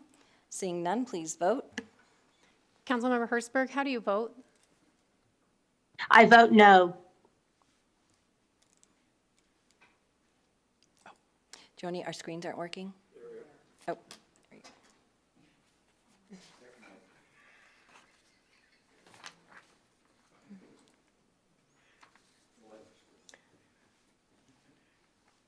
have 5 yes, 2 no. Councilmember Veerhoff and Councilmember Hertzberg voting no. Motion carried. Okay, first reading of ordinance 1821, an ordinance amending, nope. Item D, Resolution 26-018, a resolution authorizing the City of Fountain to adopt 2026 Safety Action Plan, SAP, a comprehensive roadmap designed to eliminate fatal and serious injury crashes on Fountain's roadways. Thank you so much for your patience. Poor people, they hear me could have okay? gone to dinner for 2 hours. Okay. Can you hear me okay? Yes, thank you. Good evening, Madam Mayor, Council. I'm Abba Dvavetti, Deputy City Engineer, and tonight we're here to present Safe Streets for All Safety Action Plan for its final adoption. In 2024, City Engineering applied for Safe Streets for All Action Plan under Planning and Demonstration Grant, and we received $235,000 to prepare our first safety action plan. Over the last year, we've been working with the team at Wilson and Company to produce this action plan, and they've worked really hard. We've held 3 open houses where we've received great feedback from the members of public, and we've also held multiple safety task force and oversight committee meetings. These meetings consist of members from different jurisdictions, and we've included their feedback within our plan. So once the plan is adopted, we would like to pursue the Safe Streets for All implementation grant, and the requirement of that grant is to have a final safety action plan in place. So with tonight's resolution, we are recommending the adoption of safety action plan. In addition to that, we are also adding the 2026 safety action plan as a strategic objective to our 2025 to 2026 strategic plan, City of Fountain strategic plan as well. So with that, I will hand it over to team from Wilson and Company, Tim Roberts and Maureen Paz de Ojuro, to present to you the safety action plan. Thank you. If you could just state your name for the record, please, and your company. Yes, Tim Roberts, I'm with Wilson and Company. Thank you, Abba. Good evening, Madam Mayor, City Council. Tonight, there's a culmination of a project that actually started April 4th, 2025, so we've been working on this almost a year. The safety action plan, as Abba pointed out, was the result of a grant awarded to the City of Fountain by the Safe Streets for All program. Along with that grant was specific guidance on what is needed to be included with that plan. As Abba pointed out, communities with a compliant safety action plan will be eligible for future Safe Streets for All implementation funding. Our plan is also set up so that it can pursue other funding, not just Safe Streets for All, but there could be other state safety funds. You can look at local funds or any other type of safety improvement funds. The key to the development of the safety action plan is using the Federal Highway Safe Streets approach. The Safe Street approach objectives requires that the plan include elements to make people more safe, safer roads, vehicles safer, traveling at safer speeds, and sound post-crash care. Building upon those requirements, there's 8 specific principles that need to be addressed.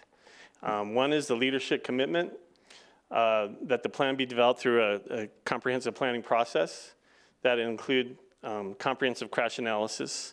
We need robust public input. The plan needs to address equity within the community. It's a policy review within the city of Fountain's approved codes and policies and guidelines. Project selection process, and then transparency within the process that we use to develop the plan. Our leadership commitment and goal setting, this comes straight out of the federal highway guidelines. We need, and what's included in, as Abba pointed out, for this process, we have your proposed resolution in Appendix A. And then there's also, which is unique to this plan, is the amendment to City of Fountain Strategic Plan. So we've got 2 local commitments proposed within this plan. That local commitment needs to include the target date for achieving 0 roadway fatalities and serious injuries, and an ambitious percentage reduction of roadway fatalities and serious injuries by a specific date, with an eventual goal of eliminating roadway fatalities and serious injuries. Those 2 requirements are related to what's called Vision Zero. It's a federal highway term used within the Safe Streets for All program. It's a unique approach where, you know, the traditional practice of addressing crashes is you're looking at all crashes. But the Vision Zero Suite does not mean no crashes at all. It means no severe injury and no fatality crashes. So you're taking out the worst of the worst crashes, accepting that humans will make mistakes. But when they do make that mistake, there's several layers and several different facets in place to help improve the potential for somebody in a crash to survive, or people. Included within the plan also is the planning structure. We had a oversight committee and a safety task force that was created. Part of that commitment is also to continue that coordination. As Abba pointed out, we had numerous stakeholders involved in this process, and we'd like to continue that collaboration and coordination because it's key. As I mentioned, the Safe Streets approach includes a multifaceted approach where you're having people and everybody involved. It includes the safety analysis. So the safety analysis looks at severity, contributing factors, and crash type. It also should include all relevant road users, so not only motorists, but also cyclists, pedestrians, you know, people who ride transit and other modes of transportation. And then also have a geospatial consideration to identify a high injury or multiple high injury networks to focus resources. Because if you have a network where majority of your crashes might occur and they're associated, then it's cost effective and you get better results and you address more crashes when you're looking at a cohesive network of crashes.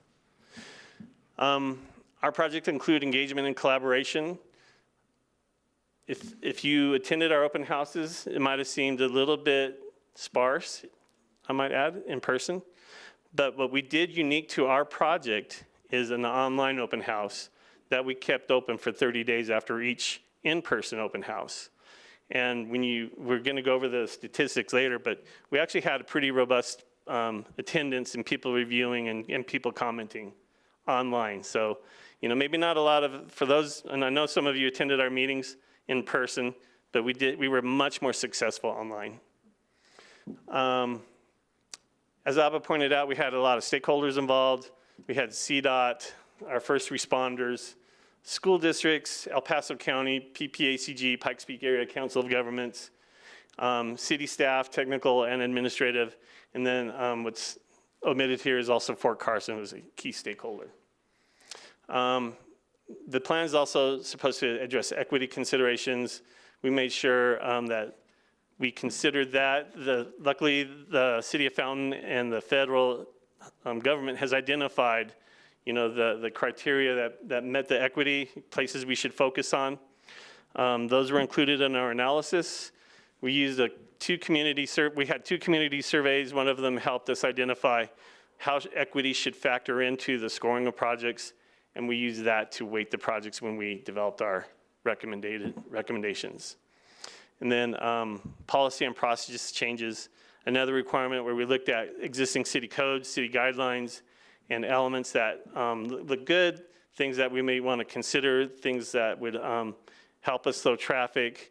A complete streets design manual would also help, so that you're addressing, when you're making decisions for roadways, that you know what to look for in addressing every mode and its safety. We'll get more into this, or Maureen will get more into this in the following future discussion of the presentation, but we had strategy and project selections.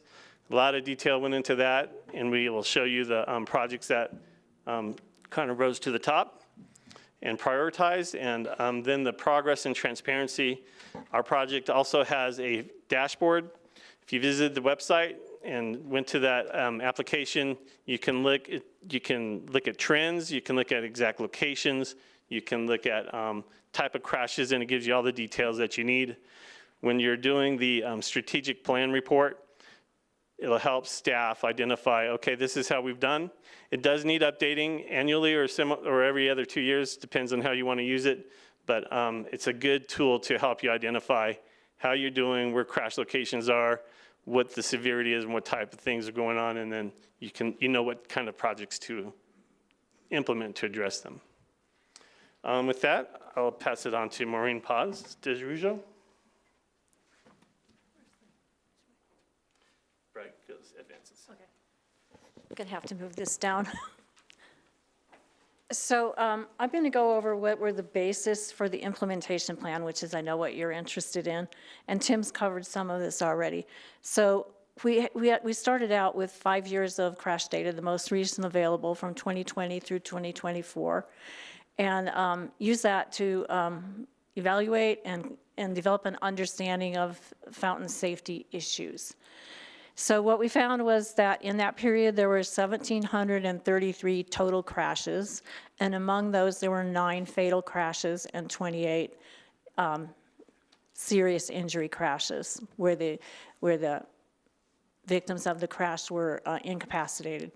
And then if you look at the bar chart on the left there, you'll see that for each of those years, the number of combined fatal and severe injury crashes is pretty stable. And we had fewer crashes because we were driving less in 2020 during COVID. The part on the right is probably, we looked at how much lighting had to do with it, and we found out that it didn't have that much to do, but if we looked at serious injury and fatal crashes, it was a bigger factor. Here's a really important part, and it underscores what we're trying to do with the Safe Streets for All, and that is that although only pedestrian crashes made up only 1% of the total crashes, they made up 11% of the serious injury and fatal crashes. Similarly, bicycle was twice as many if you look at the percentage of all the crashes. And motorcycles also made up 4% of the crashes, but 30% of the serious injury and fatal crashes. Whereas automobile crashes are just by sheer volume, number of crashes. They made up 94% of the total, but only 1% of them were resulted in a fatality or serious injury. So we need to focus on the vulnerable users. We knew that. This chart shows on the right side, you'll see the types of crashes that were most severe or most frequent, excuse me. And the rear end were the most frequent. That's a factor of congestion. And you think of your high volume roadways, such as Highway 16, Mesa Ridge Parkway, you can understand why that is. And then broadside, fixed object, approach turn, and sideswipe. And those comprise the top 5. And then here's another thing that's important, and you'll see as we identified the high injury network, including corridors and intersections, that over 3/4 of the crashes occurred at an intersection, related to an intersection, or an access driveway. So that's where you have conflicts, and that's not surprising. So from all this data, we identified 3 corridors that were the high injury corridors, where most of the serious injury and fatal crashes were occurring. Santa Fe US 85, Highway 16 Mesa Ridge Parkway, and Fountain Mesa Road. 2 of those are CDOT and CDOT's been a partner, and they're actually already moving forward with some of the improvements based on our analysis. And then you have Fountain Mesa as, I'm not sure where the pointer is, but, and among those corridors, among the high injury areas, we also identified 13 intersections. And 4 of those are City of Fountain intersections. The rest are CDOT. And all but 2 of them are on these 3 corridors. So that gave us some focus for identification of the implementation plan.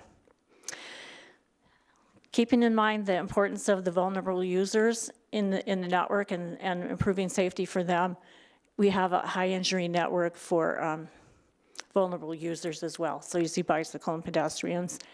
And interestingly enough, those follow 2 of the 3 corridors. Not so much on Highway 16 because there's really not bicycle facilities there. And some other scattered locations.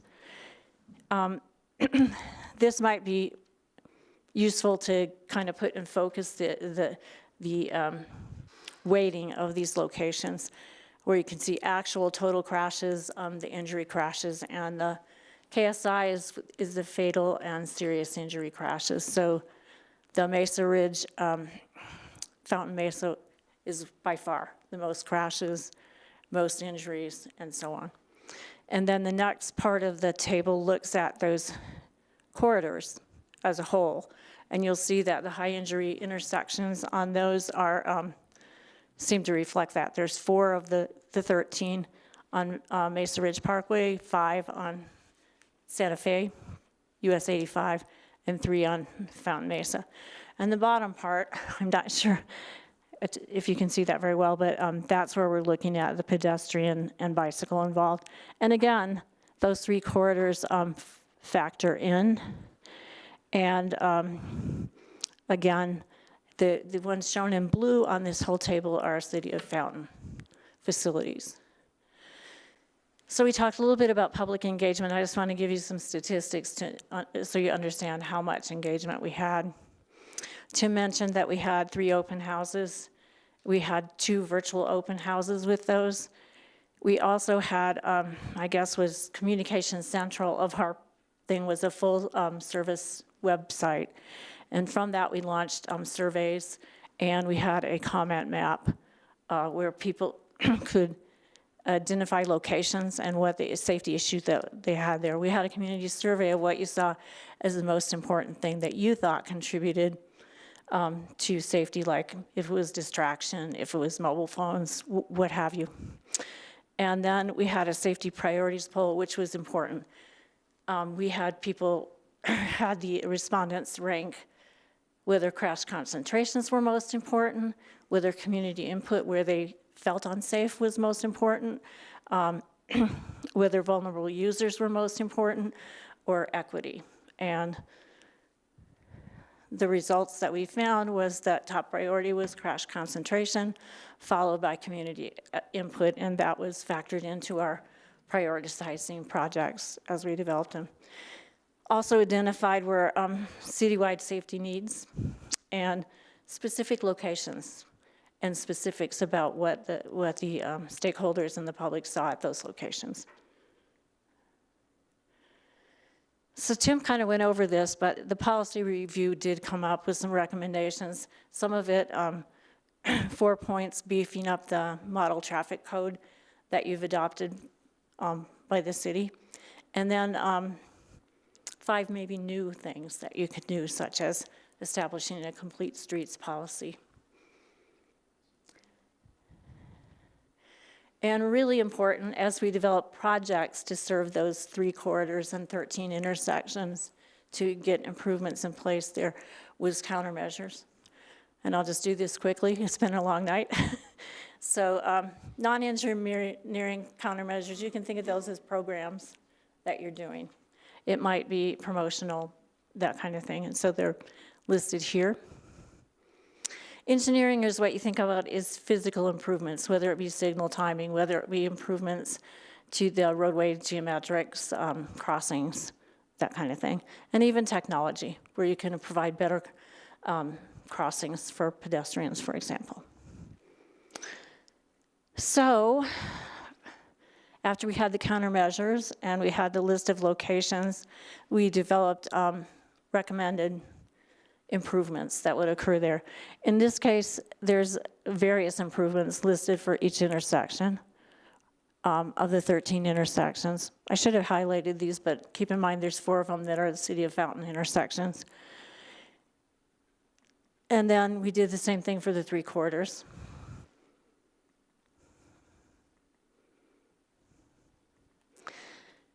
So then we identified specific projects and we took it a little bit further. We had cost estimates. We used the prioritization from our poll of what was most important to rank, and then input for other factors to rank all the projects as high, medium, or low. And here I'm showing high. And this table shows improvements at Fountain Mesa Road and US 85 Santa Fe, with Fountain Mesa Road being shown in blue. Those are all City of Fountain. And you'll see those are some starting points to go after implementation funding to get those things to happen. Here we have Highway 16, Mesa Ridge Parkway, and locations that are not on the higher injury network, particularly programs. And again, those were the priorities. And then Tim mentioned this, but I'm showing you what the dashboard looks like here and the link to it. And actually the new data is available basically on a 6-month basis, so the city could update the data. And we have worked with the GIS folks about how to do that. They could update the data that's in the dashboard as often as every 6 months, but probably yearly at least. And then after some of these projects are built or implemented, if it's a policy, you can see if we're making headway toward reducing the number of serious and fatal crashes.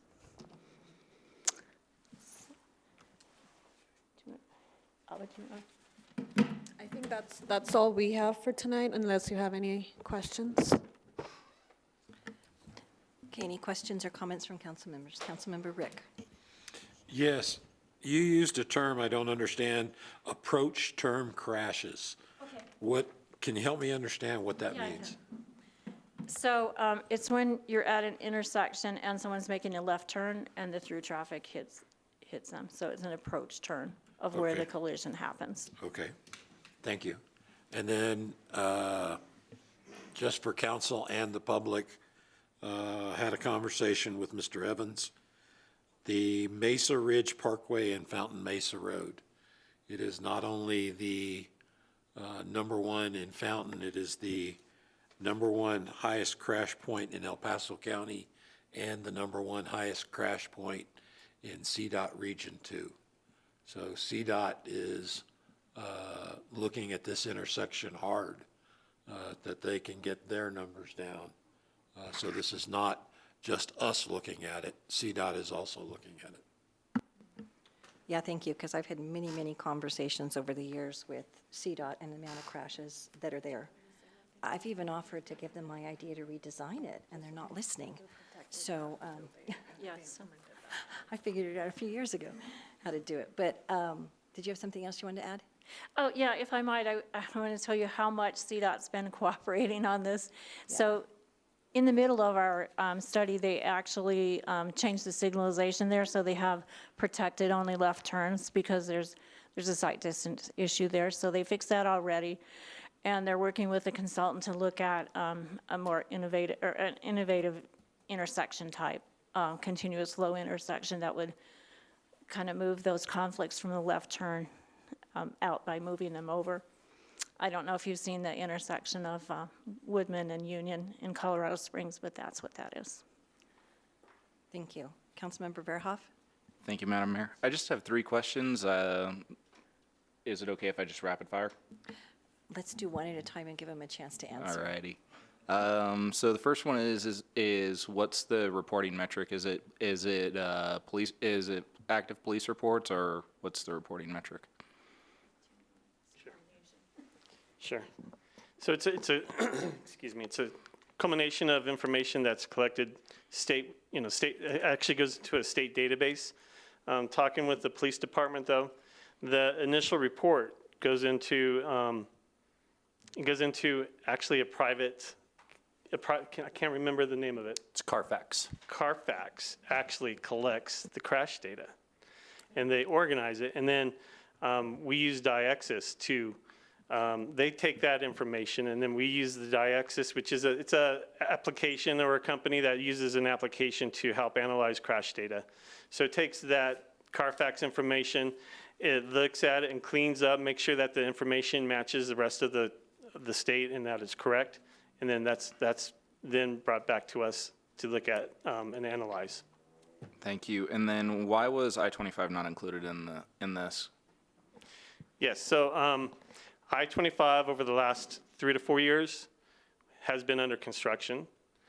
We figure that there's a lot of safety improvements that have been included within that. And when we're looking at, the city of Fountain and addressing the significant areas, we're looking at the actual crashes that we can impact. The I-25 is something we can continue to monitor, that you should actually continue to monitor in the future. But right now, any data we have would not be accurate because of the improvements that just occurred. And then last, what is the Complete Streets? Complete Streets is another federal highway kind of guiding document where you look at all modes, vehicles, pedestrians, cyclists, and you look at them mode specific. Right now, it's not really safe practice to intermingle cyclists and motorists on the same road. Same with pedestrians and cyclists. It's not good to intermingle them on the same place. So it's looking at each mode and where they should be placed and addressed specifically. There's a variety of ways you can handle it. So based on like the speed of the road or context of land use is how you would apply different standards or different design types, if you will. Thank you very much. Mm-hmm. Thank you.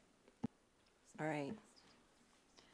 I think the term zero, what is it, Ava? Vision Zero. Vision Zero, is a really hard goal to work towards. It's an admirable goal, but I think people need to understand it's somewhat unattainable because you're always going to have someone have a medical incident in a car, right, and either kill themselves or someone else while they're having it, or sometimes people choose to drive their cars into things on purpose. And so I think it's an admirable goal, but I don't want the citizens to get frustrated when we still keep having deaths, but far fewer and far fewer serious injury crashes. And the interesting thing is, so Colorado Springs got one of these grants, Fountain got one of these grants, and Pikes Peak Area Council of Governments got one of these grants. So I think it's going to be super interesting to see when they're all finished and all collected, the areas that they interact or get really close to. And maybe look at, working together with some of our neighbors regionally with some of this stuff like Fountain, Colorado Springs, county, just, like Academy Boulevard, what an example of the three bumping together all the time. So, and I know I was a little frustrated with it at the beginning because I said, we can't do zero. I wish we could, but it's not an unattainable goal. And, but it's a good goal to have. So thank you so much for this. Does the council have any other questions or clarifying? So what you need us to do tonight is just simply adopt this document.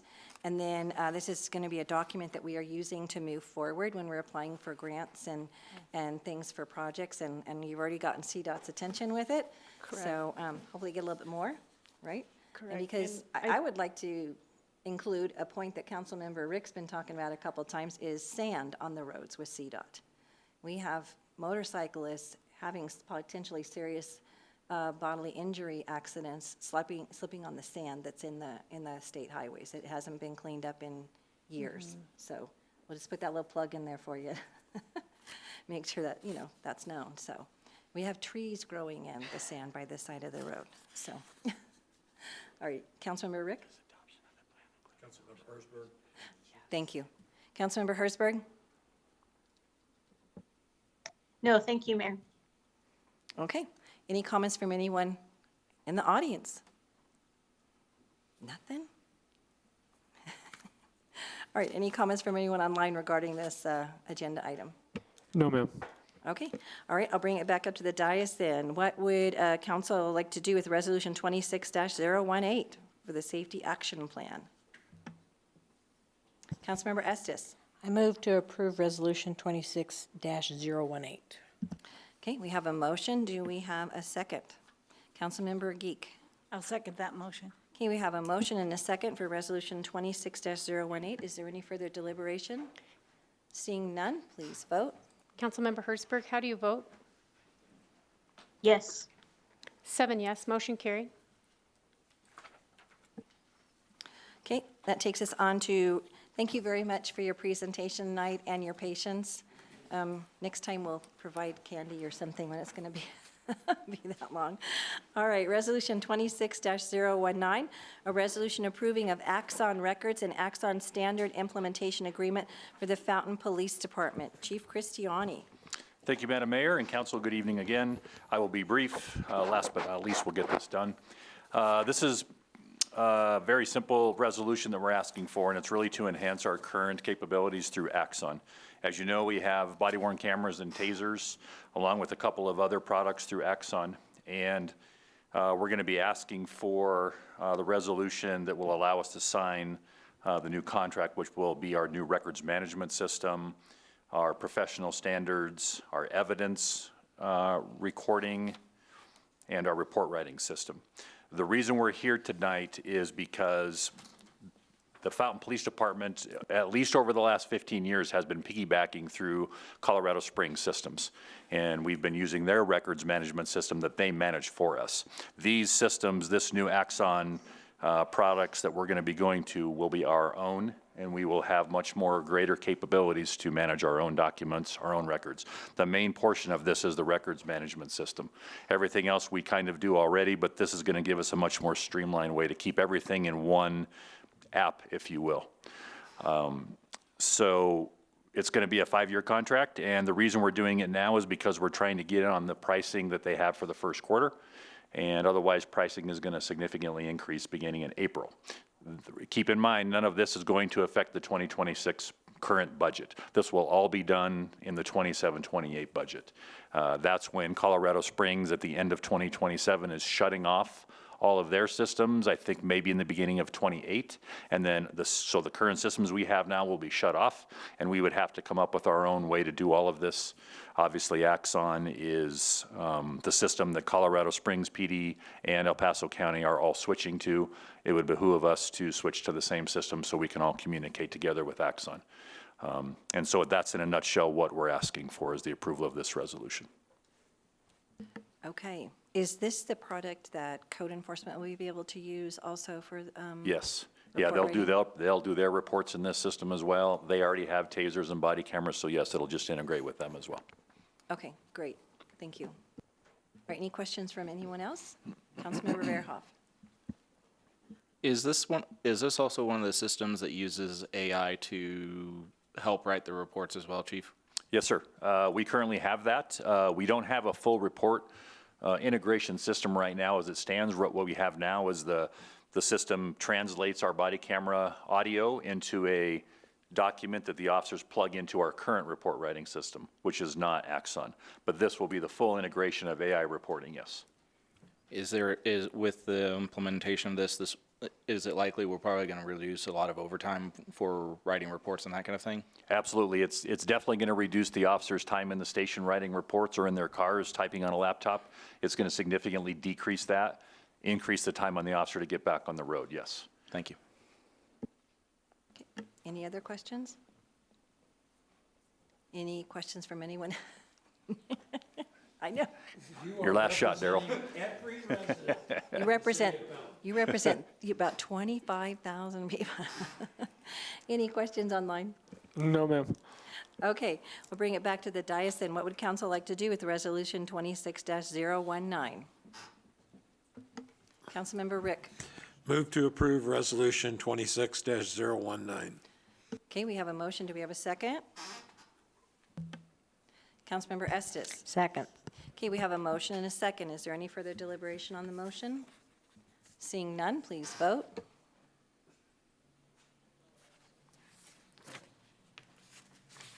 I vote yes. Thank you.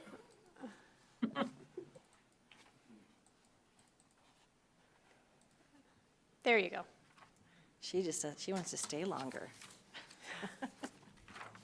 7 yes, motion carried. Okay, that takes us on to item 10, City Council agenda requests. Are there any? Okay. Councilmember Hertzberg? None for me, Mayor. Thank you. Thank you. Madam Clerk, do we have an announcement of an executive session? No, ma'am. Okay, thank you very much. All right.